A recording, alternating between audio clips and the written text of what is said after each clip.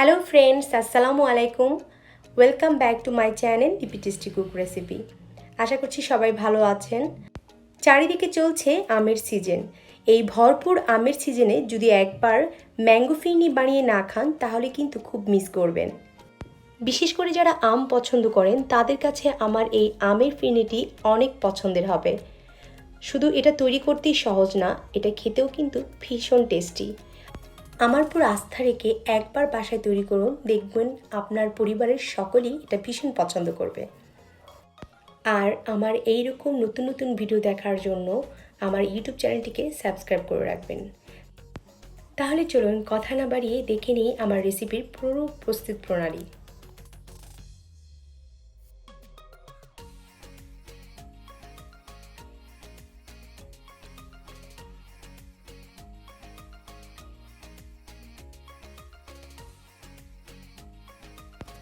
আমি এখানে 1/3 কাপ চিনি গুঁড়া চাল নিয়েছি।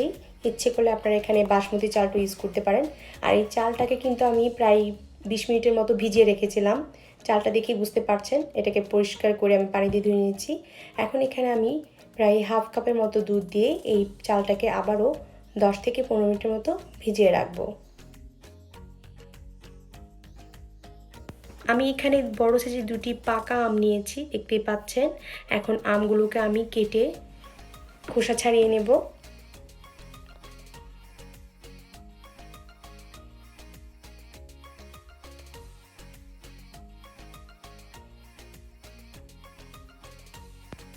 খোসা ছাড়ানো হয়ে গেলে এরপর আমগুলোকে আমি স্লাইস করে চপ করে কেটে নেব।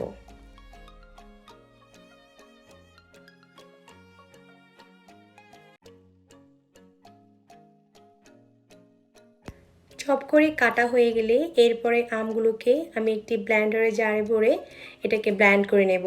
আর ব্লেন্ড করার সময় আমি কিন্তু এখানে কোনো কিছু অ্যাড করব না, কোনো পানি অথবা কোনো দুধ কিছু ইউজ করব না। সব পানি ছাড়াই এটাকে আমি ব্লেন্ড করে নেব।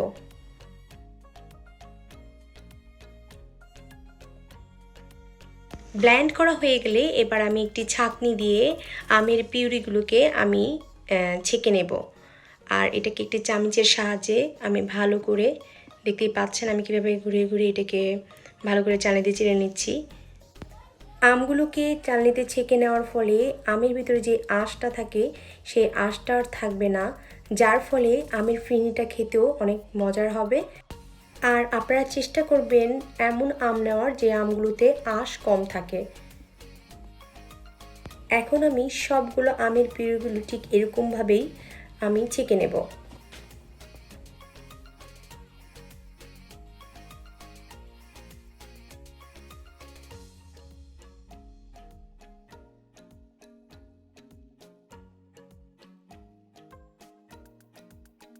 চুলায় একটি আমি হাঁড়ি বসিয়েছি এবং হাঁড়িতে এখন আমের যে পিউরিগুলো আমি ছেঁকে নিয়েছিলাম সবগুলো আমি এখানে নিয়ে নিচ্ছি।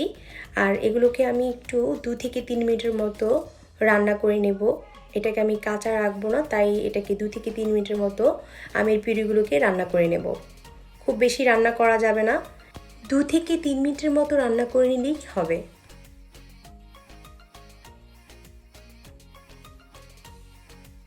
আমার আমের পিউরিটা রান্না হয়ে গেছে, এখন আমি এটাকে এক সাইডে রেখে দেব। চুলায় একটি হাঁড়ি বসিয়ে আমি এখানে প্রায় 1.5 লিটারের মতো দুধ নিয়ে নিয়েছি। আর এখানে দিয়ে দিচ্ছি 2টি এলাচ। আমি এখানে শুধু এলাচ ব্যবহার করব, অন্য কোনো দারচিনি অথবা তেজপাতা ইউজ করব না। দুধটা যখন এক বলক চলে আসবে তখনই আমি এখানে দিয়ে দিব চাল। আর চালটা দেওয়ার পর আমি এটাকে কন্টিনিউয়াসলি নাড়তে থাকবো। আর একটা কথা আপনারা অবশ্যই মনে রাখবেন, চালটা ফুটে না আসা পর্যন্ত আপনারা এখানে কোনোভাবেই কোনো চিনি অ্যাড করবেন না, তাহলে চালটা ফুটতে চাইবে না। তাই ফুটে আসা পর্যন্ত এটাকে আপনি কন্টিনিউয়াসলি নাড়তে হবে। দিয়ে দিচ্ছি 1 চিমটির মতো লবণ। আর এই লবণটা দেওয়ার ফলেই চালটা কিন্তু অনেক দ্রুত সেদ্ধ হয়ে যাবে। অপেক্ষা করছি চাল সেদ্ধ হওয়া পর্যন্ত। চালটা ফুটে আসলে আমি এখানে দিয়ে দিব হাফ কাপের থেকেও একটু কম ব্রাউন সুগার। আমি এখানে ব্রাউন সুগার ইউজ করছি, আপনারা ইচ্ছে করলে আপনারা হোয়াইট সুগারটাও ইউজ করতে পারেন। আর এর আগে আমার চিনিটা তো কম দেওয়ার কারণ হচ্ছে কারণ এর আগে কিন্তু আমি এখানে প্রায় হাফ কাপের মতো কনডেন্স মিল্কটা ইউজ করেছি। সামহাও যে কোনো কারণেই হয়তো আমি এটাকে ক্যামেরাবন্দি করতে পারিনি, যার কারণে আমি আপনাদেরকে বলে দিচ্ছি আমি হাফ কাপ কনডেন্স মিল্ক আর হাফ কাপের থেকে একটু কম ব্রাউন সুগার ইউজ করেছি। মোটামুটি আমার চালটা কিন্তু ফুটে উঠে আসার পরে কিন্তু আমি চিনিটা দিয়েছি। আমার চিনির পরিমাণটা আমি একটু টেস্ট করে নিচ্ছি, আমারটা একদম পারফেক্ট হয়েছে। আপনারা আপনাদের পছন্দ মতো চিনিটা দিয়ে নেবেন।